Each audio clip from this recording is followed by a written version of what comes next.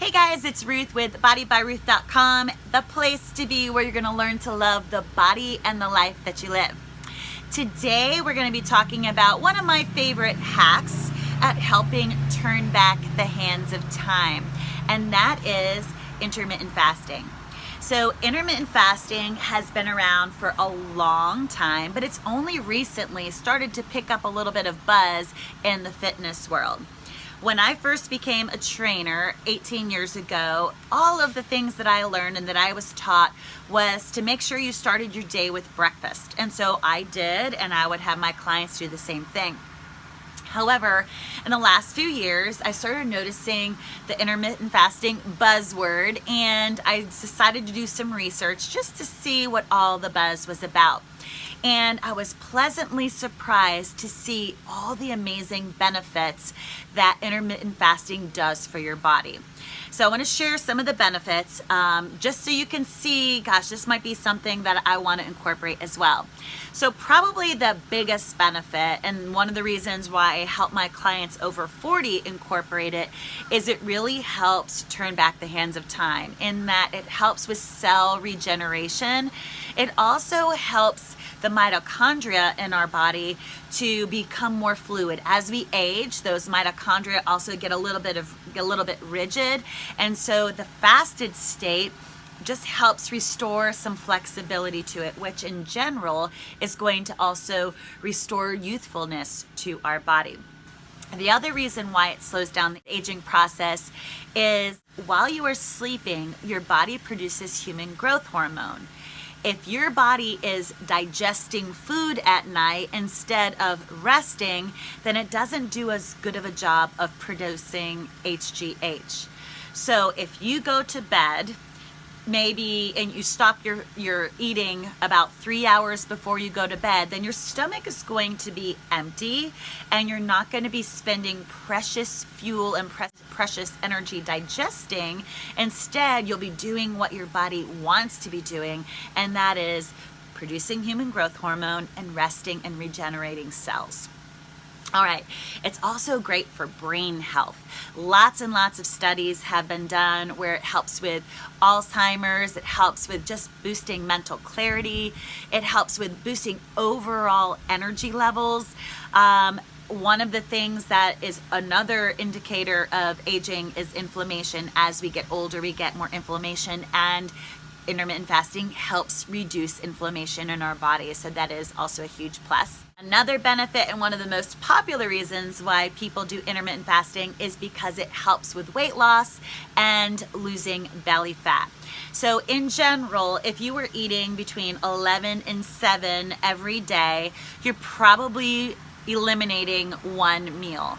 And so I can take the calories from that one meal, which might be between 400 and 600 calories, and deduct that from my overall calorie consumption. And so just because I am not eating the extra meal, I'm reducing the number of calories that I'm eating. So that is a big plus. Now, if you couple intermittent fasting with your workouts and you do your cardio, your HIIT intervals fasted, you're going to even catapult those results even more, because when your body is working out, instead of grabbing those carb stores, you're not going to have those in your muscles. It's going to turn to your stored fat for fuel. So another plus of intermittent fasting is it helps with insulin resistance. Insulin is what is going to disrupt your blood sugar. If your blood sugar is not balanced, then you tend to store the carbs you eat as belly fat. So it's really helpful at making sure you keep your blood sugar stable, which in general is going to help reduce that extra puff around your midsection. Intermittent fasting is great for your vital organs. Like I said before, when you're not spending time digesting food, your body has a chance to cleanse, restore, and detoxify. So your liver gets a break. All the things that we eat or that we ingest on a daily basis with toxins in the environment or pesticides on fruit, those things are all being consumed and processed, and your organs don't have to do as much filtering of those foods when you're fasted. So it really gives them a chance to rest and to do an even better job of filtering through the toxins and the processed crap when we are eating.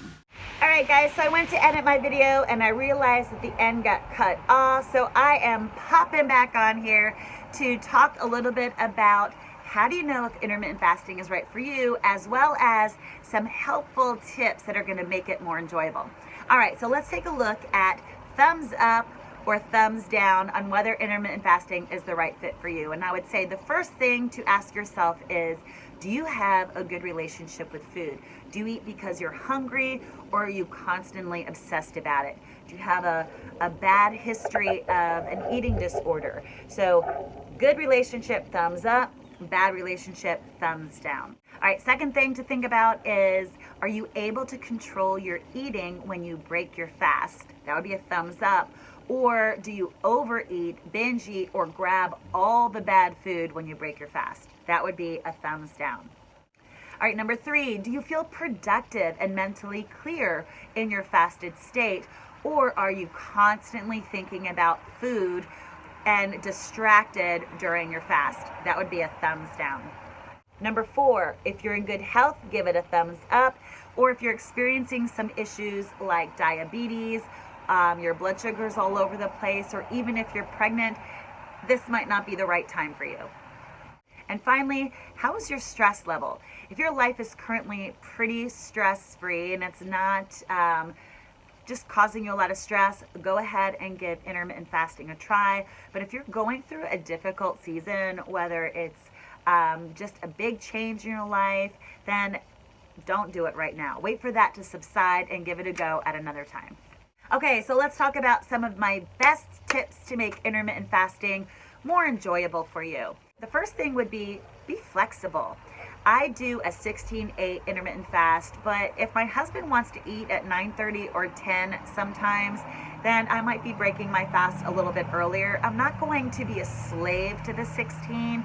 Some days I might go a little bit longer, but you really want to make it work for you. So if you are doing it and there's some days you just can't make it that long because you're starving, then break it a little bit faster. You're going to still reap a lot of benefits from it.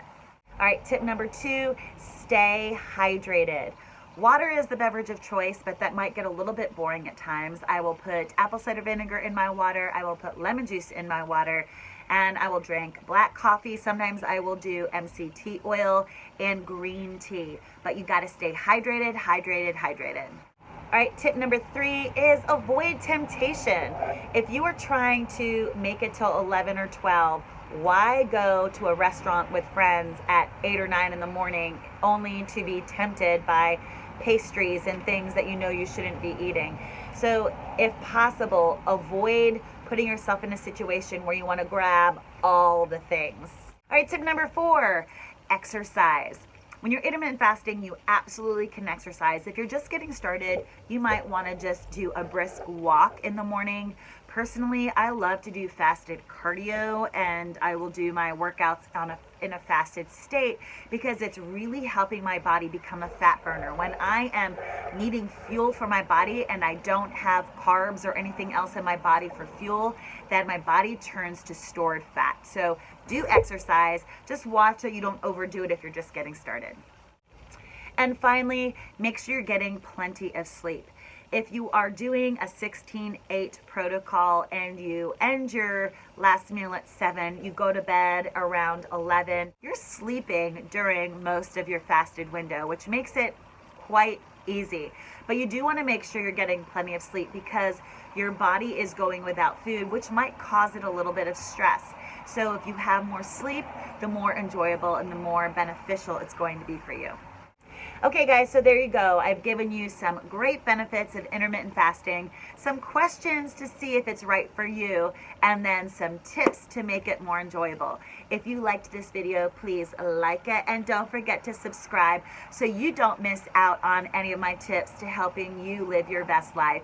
Here's to loving the body and the life that you live in.